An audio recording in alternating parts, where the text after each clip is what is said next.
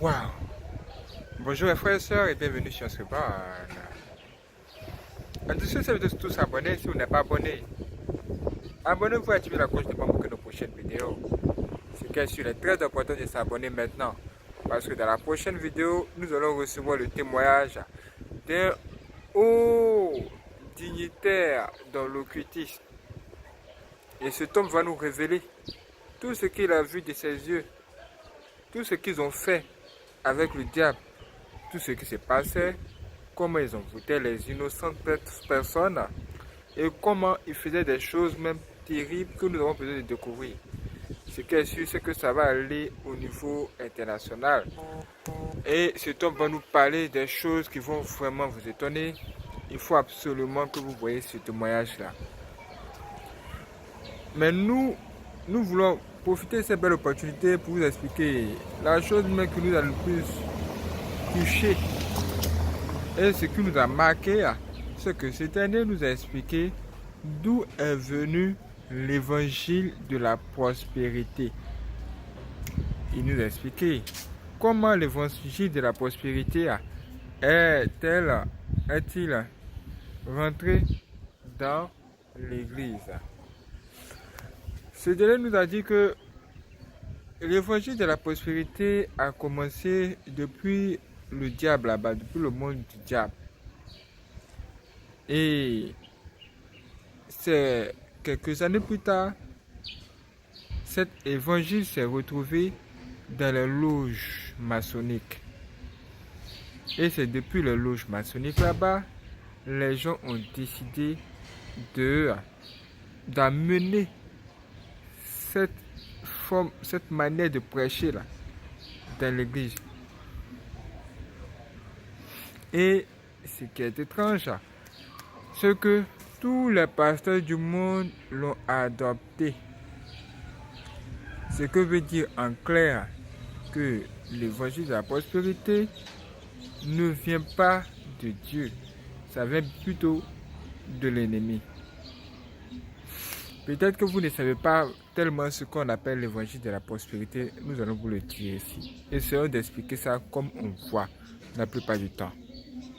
Voici comment l'évangile de la prospérité se présente aujourd'hui dans les églises. L'évangile de la prospérité se présente comme tu viens à l'église, tu donnes et tu reçois.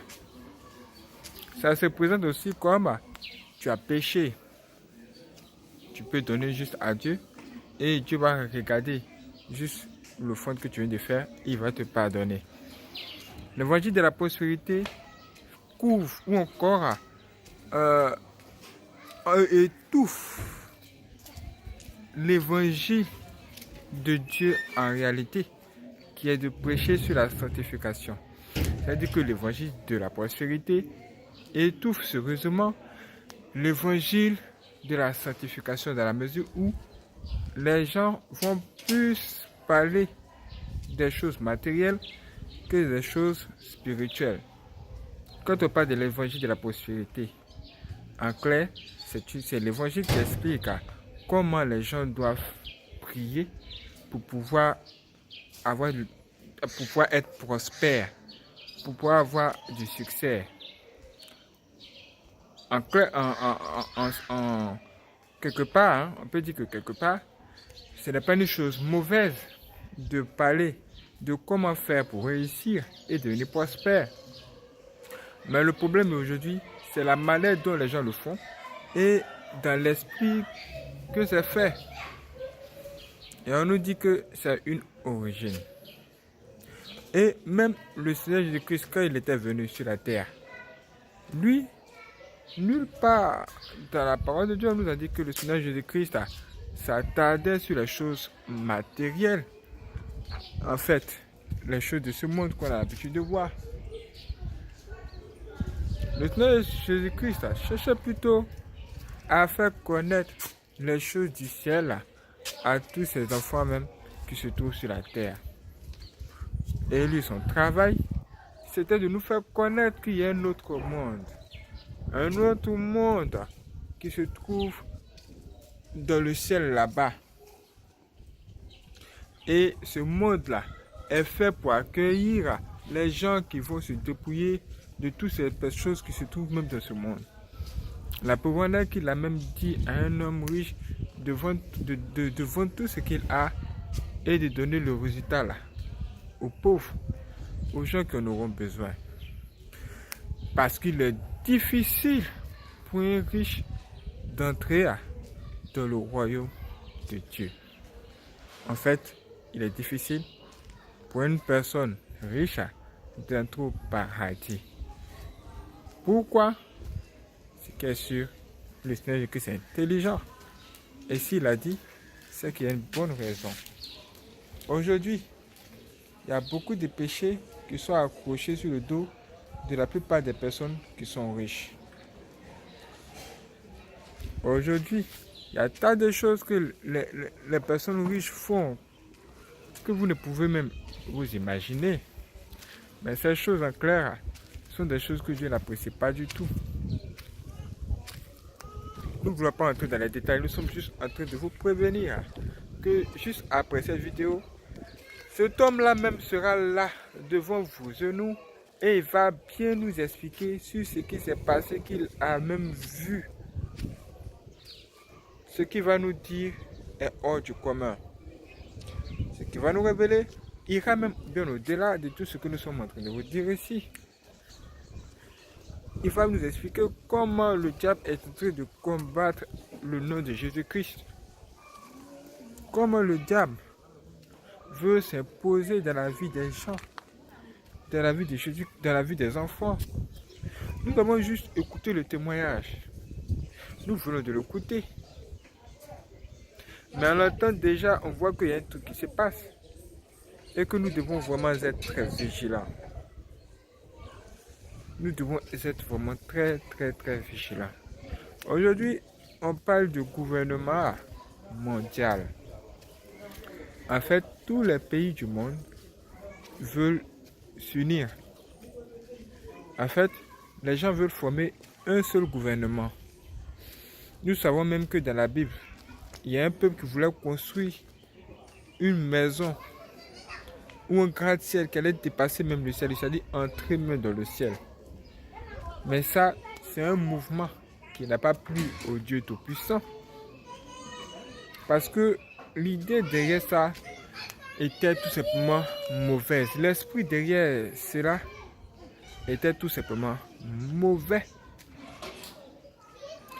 Ça veut dire que cette histoire du gouvernement mondial dont on parle la plupart du temps, vous entendez parler, certains me pensent que c'est de la blague, c'est de la conspiration.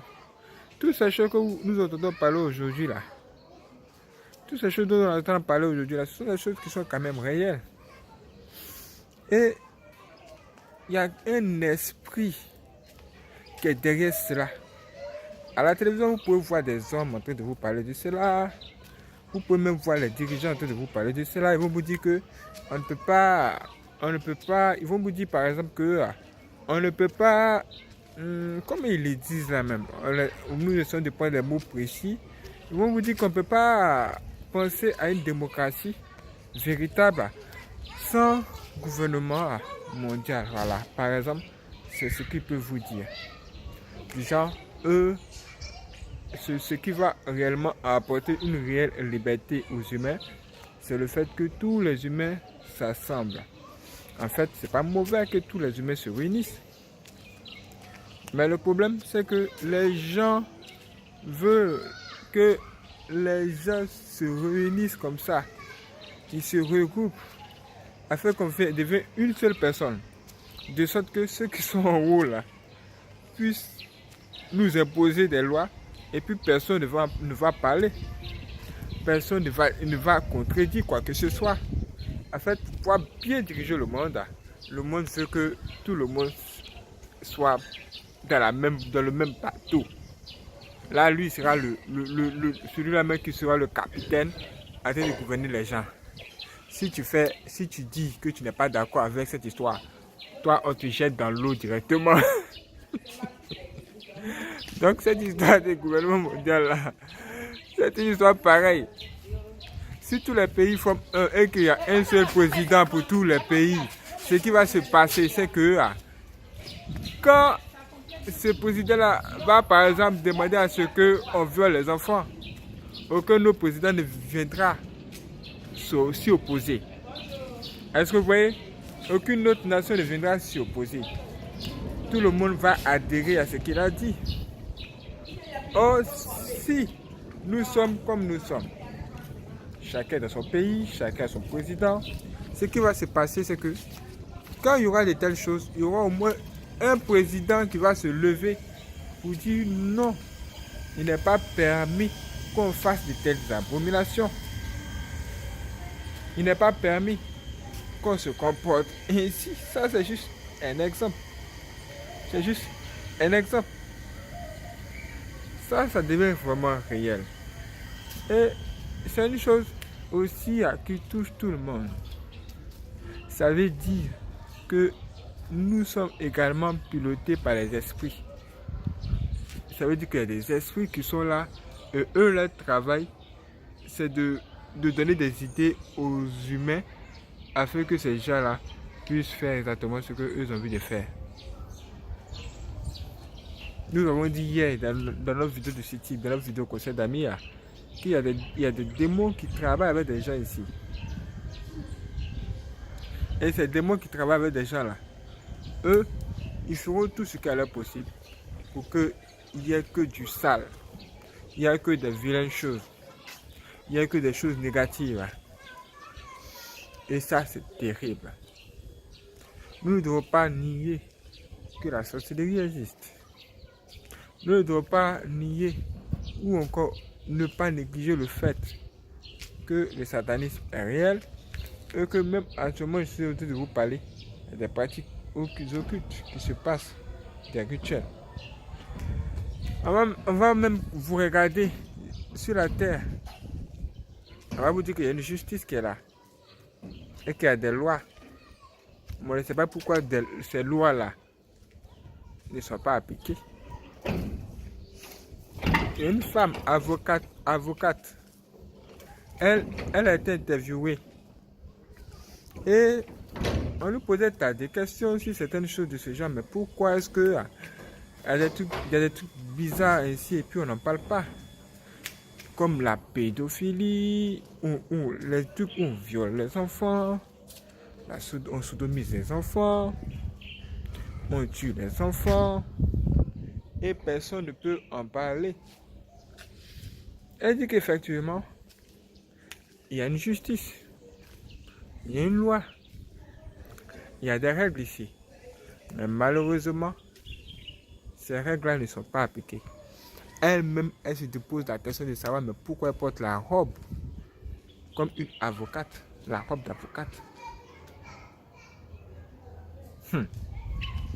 C'est tout simplement parce que derrière tout ce que nous vivons là, il y a des esprits. Il y a même des choses même qui nous dépassent. Des choses même qui les dépassent. Il y a un gars de l'industrie de la musique qui a connu ça, ou qui est dans ce genre de choses, qui a dit que sur cette terre, il y a un officier commandant. Et cet officier commandant là, c'est lui qui gouverne le monde. Et c'est encore lui qui est censé dicter les lois. C'est lui qui est censé dicter les règles. Et tout le monde doit suivre cela. Et lui, il a fait un contrat, il a fait un deal avec ce dernier. Juste pour qu'il réussisse dans ce qu'il voulait faire. Et ce dernier-là, il gouverne notre monde et un autre monde que nous ne pouvons pas voir. Quand vous voyez cet homme, vous ne pouvez pas penser qu'il soit si spirituel. Mais en réalité, il y a quelque chose. Quand la parole de Dieu quand Dieu lui-même appelle, quand le Seigneur Jésus-Christ appelle ce monde-là, le monde des ténèbres, vous pensez que c'est de la blague. Mais aujourd'hui, c'est la vérité. Nous sommes définitivement dans un monde satanique. Et dans le prochain témoignage qui apparaîtra ici sur l'écran à la fin de cette vidéo, quand ce témoignage sera disponible, Dans ce témoignage-là, nous allons vraiment comprendre qu'il y a vraiment des choses qui se passent juste au travers du témoignage d'un ex-occultiste. Lui, il était d'un niveau de franc-maçonnerie très élevé et il va nous expliquer ce qu'il a vécu, ce qu'il a vu. Je pense que ça va nous aider à comprendre certaines choses. Ne manquez pas cette vidéo, mes frères et sœurs. Soyez prêts. C'est juste une vidéo pour réveiller un peu l'esprit des gens sur des choses qui se passent autour d'eux. Aujourd'hui, il y a de telles choses autour de nous et personne n'en parle. Ce qu'il faut savoir, c'est que nous devons commencer d'abord par protéger nos enfants. Parce que c'est nos enfants que nous devons vivre ces temps-ci. Vous allez comprendre dans la prochaine vidéo. Restez connectés. Abonnez-vous.